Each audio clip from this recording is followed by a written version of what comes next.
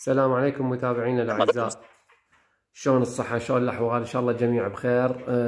هاي قناتنا الخاصة بالبلابل، لا تنسون الاشتراك والضغط على زر اللايك حتى يوصلكم اي شيء جديد. اخواني واعزائي، انتم مثل ما تدرون احنا بالمقاطع الفيديو السابقة تحدثنا حول مواضيع التكاثر، وتقريبا غطينا كل ما يخص موضوع التكاثر، من بناء المحميات الى كل ما يخص التكاثر.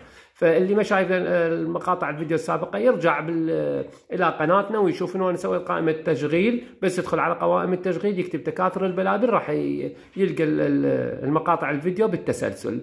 بس اليوم حبينا نجاوب على سؤال من احد المتابعين اللي ارسل لنا سؤال، ويقول بي انا قصيت جناحين البلبل، عنده بلبل اليف هو، فيقول انا قصيت جناحينه فيصير ارجع يعني اهلس جناحينه، اي انتف الريش المقصوص حتى يطلع بمكانه. فحبيت اجاوب انا على هذا السؤال من خلال هذا مقطع الفيديو. اخوي وصديقي العزيز، اولا انت سواء عندك بلبل وحشي او اليف، انا انهيك عن هذا الموضوع مال انه تقص جناحين البلبل نهائيا. اخوان لا تقصون جناحين البلبل، هذا الشيء جدا جدا خطأ. عرفت شلون؟ جدا خطأ. يعني البلبل انت هو اليف، انت تقول اليف، ليش تقص جناحينه؟ يعني شنو السر من قصة جناحينه؟ عمود لا يصعد لفوق، وهاي مال البنكه هم راح نتناولها ان شاء الله.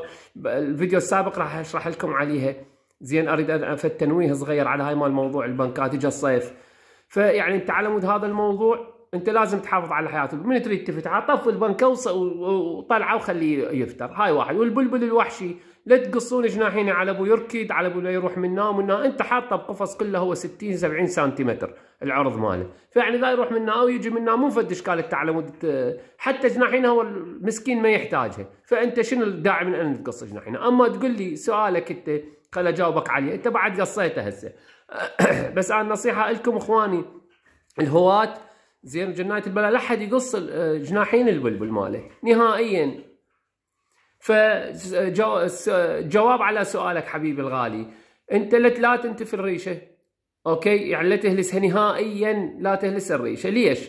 لان هاي الريشه انت من راح تقصها؟ الريشه عباره عن مسامات، من راح تقصها انت؟ اصلا المسامات هي اللي بيها راح تموت، فراح تموت الريشه. فالريشه جواها يعني من قدرة الله سبحانه وتعالى من راح تموت هاي الريشه؟ شلون راح يصير عنده غيار ريش؟ فرأسا راح الريشه جواها راح تدفعها وراح هي توقع وتطلع بمكانها. اما اذا انت تدخلت وهلستها وراح يطلع دم يجوز، وراح تسرع من عمليه اخراج الريشه الاخرى، فراح تطلع عوجه او تطلع شكلها مو جميل، او يعني بيها فد مشاكل. فانت ليش تعرض نفسك لهذا الامر؟ عوفه هو من كيفه، هي كلها 45 يوم. هسه تشوفها ذبها للريشه مده 45 يوم شهر يجوز يذبها لهاي الريشه، وراح تطلع بمكانها، راح ينسل بمكانها نسل جديد، وراح تطلع بمكانها ريشه جديده وصاحيه ونظيفه.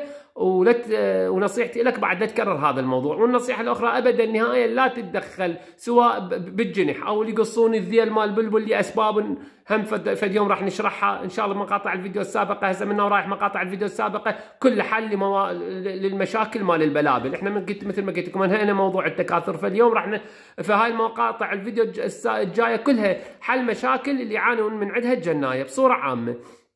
فاخويا العزيز نرجع لموضوعنا، انت لا تنتف الريشه ولا تهرسها، لان هي اوتوماتيكيا ايش راح يصير؟ من قدره الله سبحانه وتعالى راح تطلع لك ريشه، راح الريشه جوا الجنح مال الطير. ايش راح يصير بيها؟